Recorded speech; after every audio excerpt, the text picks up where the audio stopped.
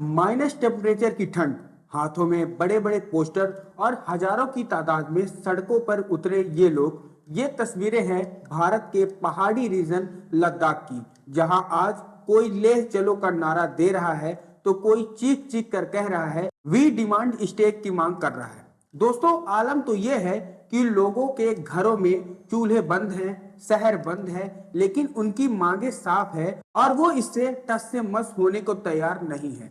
इनका मकसद है कि लद्दाख को फुल फ्लेज स्टेट बनाकर रहेंगे और संविधान के 6 शेड्यूल में भी अपने रीजन को जगह दिलाएंगे, फिर चाहे कीमत जो भी हो।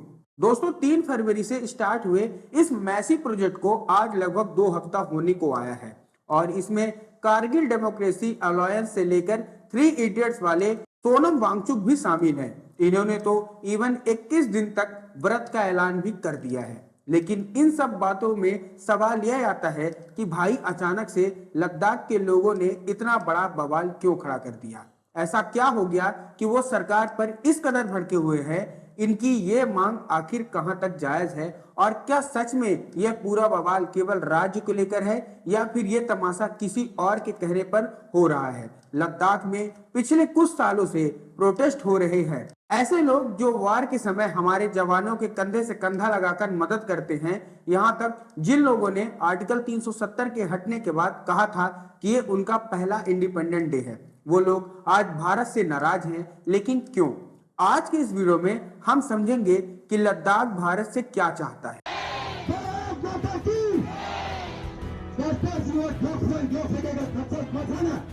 लद्दाख का मुद्दा है कि यहाँ पर लोकतंत्र बिल्कुल नहीं है।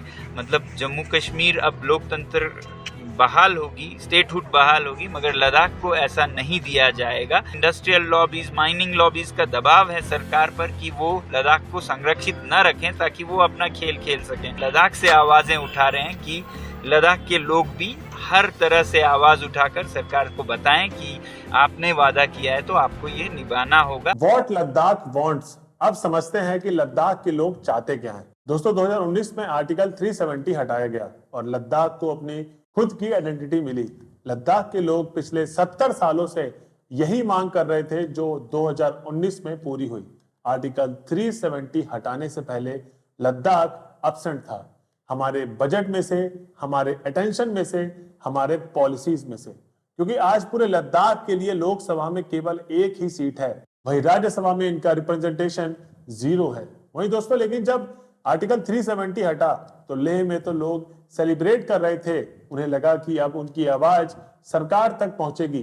जब लद्दाख, जम्मू और कश्मीर एक स्टेट हुआ करते थे, तब सरकार से जो फंड्स आते थे वो मेजरली कश्मीर में यूज होते थे और जम्मू और लद्दाख को एक काफी छोटा हिस्सा मिलता था।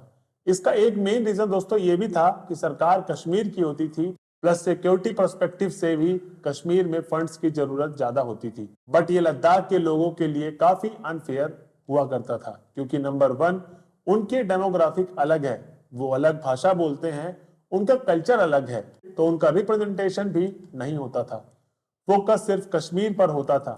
नंबर 2, लद्दाख में जॉब्स की कमी थी, क्योंकि आर्टिकल 370 हटने से पहले काफी रिस्ट्रिक्शन हुआ करते थे। और नंबर 3 है, जम्मू कश्मीर और लद्दाख में लैंड वाइज 60% हिस्सा तो लद्दाख का ही है और लद्दाख का पूरा हिस्सा 5 में से 6 महीने के लिए रेस्ट ऑफ इंडिया से कट ऑफ रहता है। क्लाइमेट चेंजेस की वजह से यहाँ के प्रॉब्लम्स और सीवियर होते जा रहे हैं, जिस पर किसी का ध्यान नहीं था। इसलिए आर्टिकल 370 हटने के बाद लद्दाख के लोग बहुत खुश थे, क्योंकि वो अल्टीमेटली सिर्फ 3 चीजें चाहते थे: सस्टेनेबल डेवलपमेंट, पॉलिटिकल रिप्रेजेंटेशन और security against China and climate changes. इसलिए लद्दाख के लोगों को लगता था कि उनका कल्चर डिफरेंट है, उनके रीजन की डेमोग्राफिक कंडीशन भी काफी डिफरेंट है और इसलिए नॉर्थ ईस्ट के असम, मेघालय स्टेट की तरह ये भी डिजर्व करते हैं कि इन्हें 6th शेड्यूल में जगह मिले। जी हाँ, 6th शेड्यूल।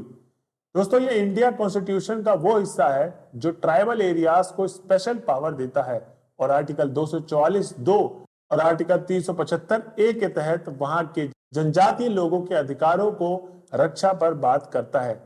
इस स्केड्यूल से असम, मेघालय, त्रिपुरा और मिजोरम जैसे जनजातीय इलाकों में ऑटोनॉर्मल जिला बनाने का प्रोविजन किया गया है।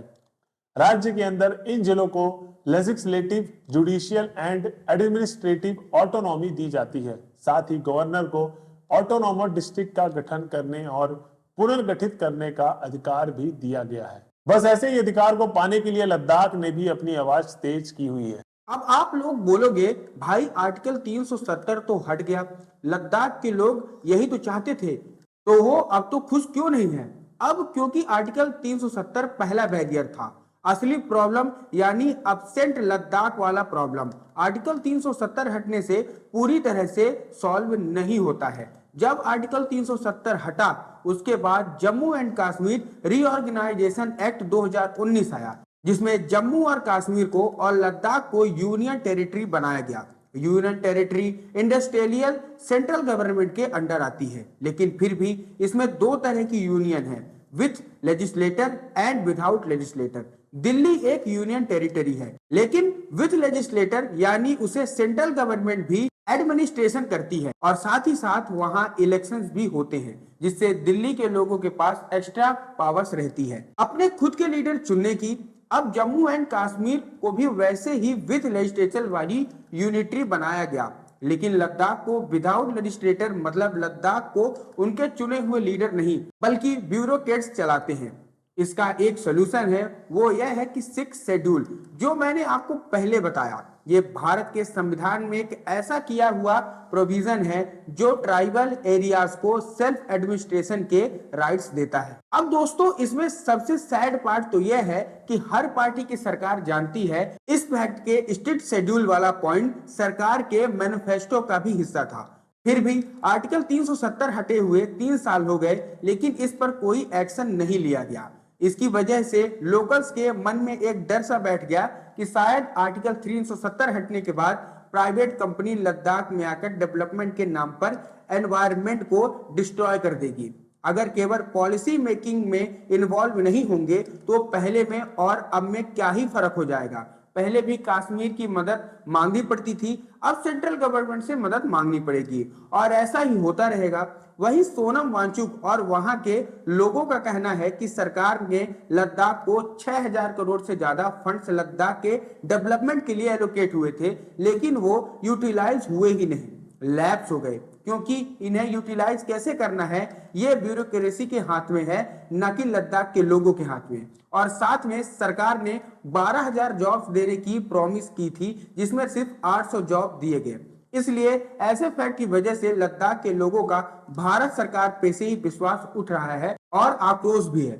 वहीं दोस्तों इन सब को देखते हुए लद्दाख के लोगों ने सरकार को चेतावनी दी है, वो आंदोलन की ओर तेज कर देंगे। और उनकी ये चेतावनी इसीलिए भी चिंताजनक है क्योंकि इस बार लद्दाख के लोगों को बड़े स्केल पर सपोर्ट मिल रहा है। खुद बीजेपी के अध्यक्ष रह चुके त्शेरिंग दोरजे इस पूरी मुहिम में बढ़कर हिस्सा ले रहे हैं। उनका कहना है कि जब तक मांगे पूरी नहीं होती आंदोलन जारी रहेगा। वहां जो कुछ भी हो रहा है वो केंद्र सरकार के लिए साफ इंफॉर्मेशन है कि उसे लद्दाख के लोगों की मांगे मान लेनी चाहिए, क्योंकि केंद्र सरकार के तमाम बड़े बड़े मंत्रियों ने एक समय पर वादा किया था कि लद्दाख को संविधान की स्ट्रिक्ट शेड्यूल में शामिल किया जाएगा। खैर इसके अलावा एक और बात है जो लद्दाख में खास दिखाई दे रही है, वो यह है कि यहाँ पर इस बार मुस्लिम और बौद्ध दोनों एकजुट होकर आंदोलन कर रहे हैं।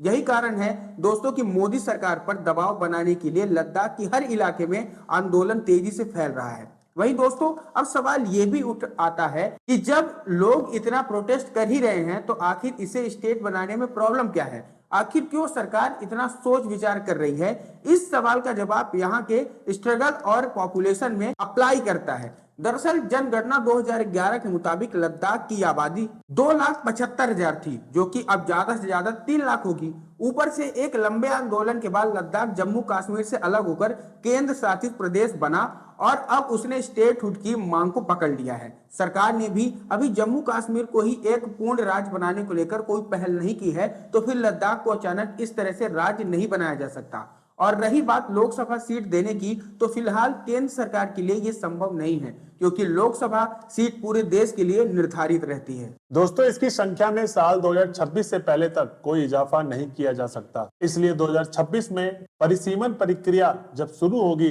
तब उसके बाद ही लोकसभा सीटों की संख्या बढ़ सकती है। मगर फिलहाल अभी लद्दाख के लोगों का जो रुख दिख रहा है उसे साफ है कि अपनी मांगों के लिए वो अब रुकने वाले नहीं हैं। तो ये भारत के लिए बेहद खराब होने वाला है, क्योंकि इस क्षेत्र का न केवल जियोपॉलिटिक्स महत्व ज्यादा है बल्कि इसका जियोग्राफिकली सिचुएशन भी काफी सेंसिटिव है। ऐसे में जरूरी है कि सरकार काफी सावधानी से इस प्रॉब्लम का सॉल्यूशन निकाले। वही बात अगर लद्दाख की करें तो ऐसे संभावनाएं हैं कि इस क्षेत्र को 6 शेड्यूल में जगह मिल जाए, जो कि इनकी सबसे जरूरी मांग है, और मोदी सरकार भी इस पर विचार कर सकती है, क्योंकि ये उनके मैनिफेस्टो का हिस्सा भी रह चुका है। इसलिए पॉसिबल है कि आने वाले समय पर कोई ठोस फैसला हो, मगर देखना तो यही दिलचस्प होगा, क्योंकि अगर लॉन्गर रन में लद्दाख के लोगों की अपेक्षा पर सरकार कितना खड़ा उतरती है। अब आप इसके बारे में क्या कहना चाहते हैं, हमें कमेंट सेक्शन में जरूर बताना। तो वीडियो अच्छी लगी हो तो उसे लाइक करें और चैनल को कर ले सब्सक्राइब। मिलते हैं अगले वीडियो में, जब तक के लिए बने रहे हमारे शिवम एंड सौरभ की पाठशाला में। जय हिंद दोस्तों।